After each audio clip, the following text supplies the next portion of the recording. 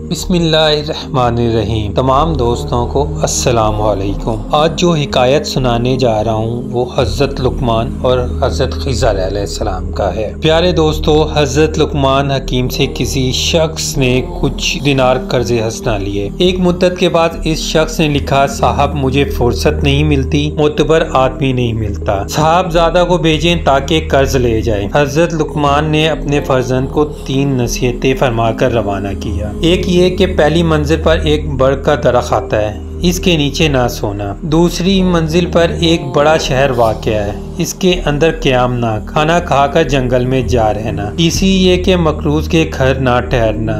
और ये भी फरमाया, रास्ते में कोई तजुर्बाकार इंसान मिले और हमारी नसीहत के बरअक्स भी इरशाद कर ले तो इस पर अमल कर लेना। हज़रत लुकमान अलैहिस्सलाम के बेटे ने कुछ रास्ता तय किया तो एक बूढ़ा मुसाफिर मिला। पूछा, लड़के कहाँ जा रहे हो? इसने सब हाल सुनाया। बड़े मियाँ बोले, मुझे भी इस शहर पहुँचना है, अच्छा हुआ तेरा साथ मिल गया। जब पहली मंजिल पर रवाना हुए तो बड़े मियाँ ने कहा, इस दरख्त के नीचे रहेंगे ताकि शबनम से बचे। लड़का बोला, साहिब मुझे वालिद ने मना किया है। और कहा, भला कुछ और भी कहा है?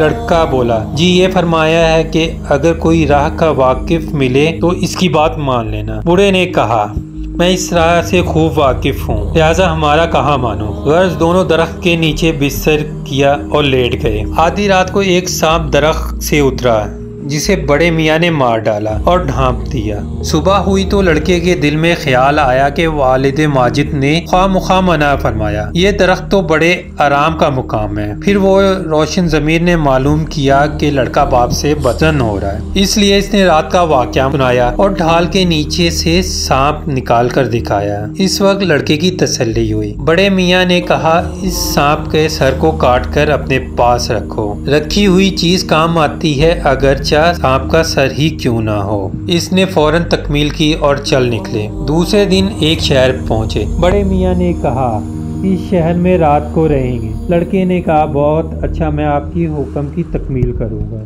दोनों एक मुसाफिर खाने में जा ठहरे। इस शहर का दस्तूर था, जब कोई जवान मुसाफिर आता तो बादशाह अपनी बेटी से इसकी शादी कर देता। सुबह मुसाफिर मुर्दा निकलता।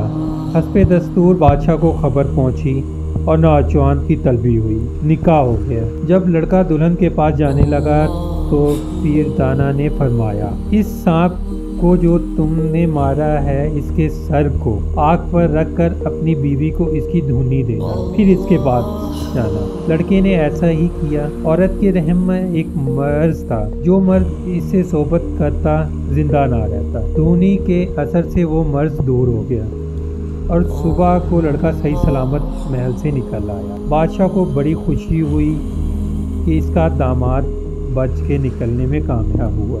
चंद दिन बाद रवाना हुए। तीसरी मंजिल पर पहुँचे। अब बड़े मियाँ बोले, मफरूज के घर ठहरेंगे। चनाचा शब को वहीं क़याम किया। मेज़बान की नीयत बिगड़ गई। इसने दोनों को मार डालने और पैसा बचाने का सोचा। मेहमानों से पूछा, साहिबो अंदर सोओगे या बाहर? बड़े मियाँ बोले, हम तो बाहर सोएंगे। जब आधी रात गुजरी तो बड़े मियाँ ने हज़रत लुकमान के बेटे को जगाया और कहा, अब सर्दी लगती है, अंदर चलो। ये दोनों अंदर पहुँचे और मेज़बान के लड़कों को जगाया और इनको बाहर भेज दिया। जब तीसरा पहर रात का हुआ तो मालिक मकान आया। सहन में बाहर सोने वालों को कत्ल किया। सुबह देखा तो अपने लड़कों को मुर्दा पाया। नहायत सदमा हुआ मगर चुप रह गया। मजबूरन मेहमानों को रकम देकर रुखसत किया। दोनों मुसाफिर वापस हुए। जब इस मुकाम पर पहुँचे जहाँ बड़े मियाँ से मुलाकात हुई तो बड़े मियाँ ने कहा, हम अब जाने लगे हैं, अपने वालिद को हमारा सलाम अर्ज़ करना। आपका नाम क्या है? फरमाया, तुम्हारा बाप खूब जानता है। बाप की खिदमत में लड़का पहुंचा और सफ़र का सारा माजरा बयान किया और पूछा अब्बा जान वो बुजुर्ग कौन था? वालिद ने फरमाया, वो हज़रत खिज़र अलैहिस्सलाम थे।